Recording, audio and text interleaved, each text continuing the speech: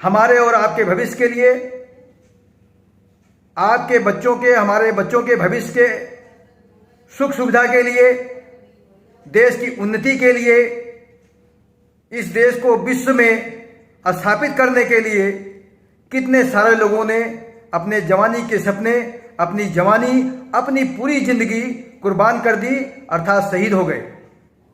विगत में चंद्रशेखर आजाद, भगत सिंह, सुभाष चंद्र बोस जाने लाखों लोग इस देश के लिए शहीद हुए और इस देश के आन बान शान के लिए कि हमारी फौज अपना जीवन कुर्बान कर देती है, यानी शहीद हो जाते हैं।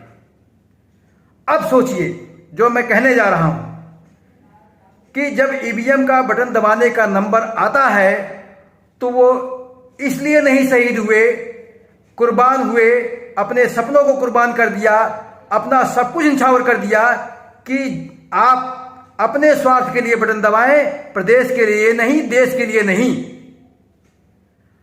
जो लोग अपने स्वार्थ के लिए चुनाव करते हैं, प्रत्याशी का चुनाव करते हैं, ईवीएम का बटन दबाते हैं, वो लोग चंद्रशेखर आजाद, भगत सिंह, सुभाष चंद्र बोस, लाखों जो देश के लिए शहीद हुए, उनको चूतिया और मूर्ख, महामूर्ख समझते हैं। उन लोगों वो शहीद क्यों हुए? क्या इसलिए कि जब सरकार चुनने का नंबर आए तो आप अपनी जाति देखो, आप अपनी बिरादरी देखो कि मेरे क्षेत्र का है, मेरी जात का है, मेरी बिरादरी का है, मेरे काम आएगा जब जीत जाएगा तो? क्या भगत सिंह ने ऐसा सोचा? चंद्रशेखर आजाद ने ऐसा सोचा? सुभाष चंद्र बोस ने ऐसा सोचा? वो मर गए, आपके लिए मरे, आपके लिए। फिर भी आपको होश नहीं आया। ऐसे ही लोगों को देश का गद्दार कहते हैं या देश के प्रति उदासीन। साथियों, मैं मुस्लिम विरोधी नहीं हूं क्योंकि मैं हिंदू हूं। हमारी संस्कृति में पूजा पद्धति हजारों तरह की हो सकती है। एक कहावत, एक लाइन है, हरि अनंत हरि कथा अनंता, कहां सुनाई सब मिल विधि संता। साथियों, हम हर तरह की पूजा पद्धति को स्वीकार करते हैं, लेकिन हमारे देश में अच्छे मुस्लिम भी हैं, उनकी संख्या इतनी कम है, ना के बराबर है। जो कट्टरपंथी मुस्लिम है उन्हीं की चलती है इस देश में, और जो चाहते हैं वो वही करते हैं। पिछली सरकार 5 साल अखिलेश की सरकार रही। आपकी बहन बेटियों का स्कूल जाना, कहीं बाहर जाना, रात बिरात शादी में सफर करना कितना घातक था, कितनी घटनाएं घटती थी, अपराध कितनी ऊंचाई पे था। लेकिन इस 5 साल के शासन में महाराज योगी आदित्यनाथ ने जो है बहन बेटियों की इज्जत और स्वाभिमान को बुलंदियों पे रखा है। कोई हमारी बहन बेटी आराम से स्कूल जाए, बिना भय के अपने घर आए, गार्जियन निश्चिंत रहते हैं।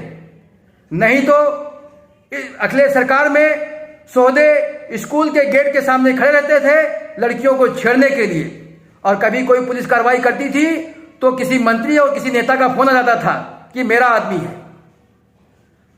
अब मैं बार बार आपको क्यों बता रहा हूं?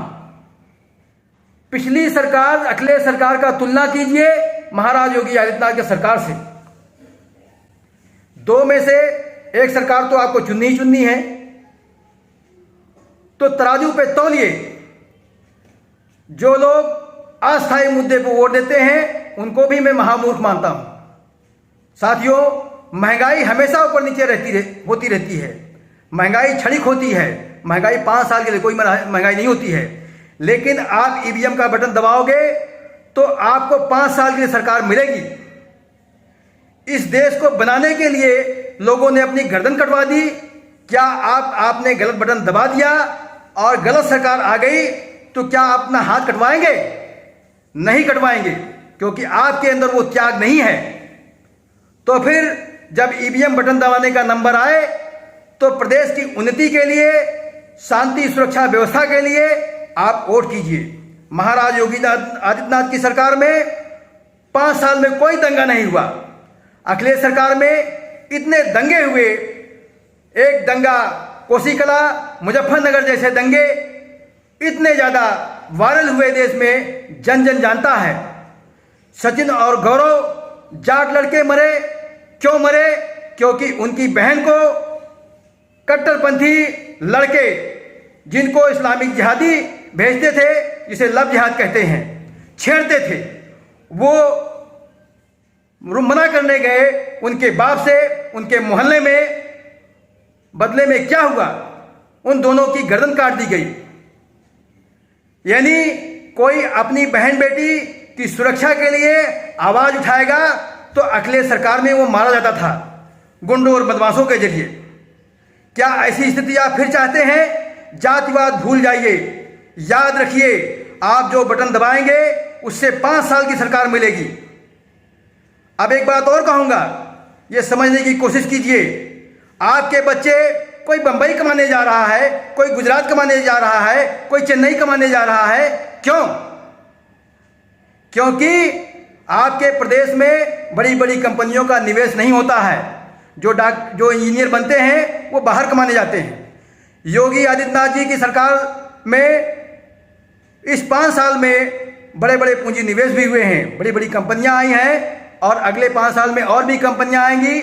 आप देखिएगा, अगले 5 साल में कोई बंबई से आ रहा है उत्तर प्रदेश कमाने के लिए, कोई गुजरात से आ रहा है, मामला उल्टा हो जाएगा। आप अपने साथ अपने बच्चों का भविष्य उज्जवल कीजिए।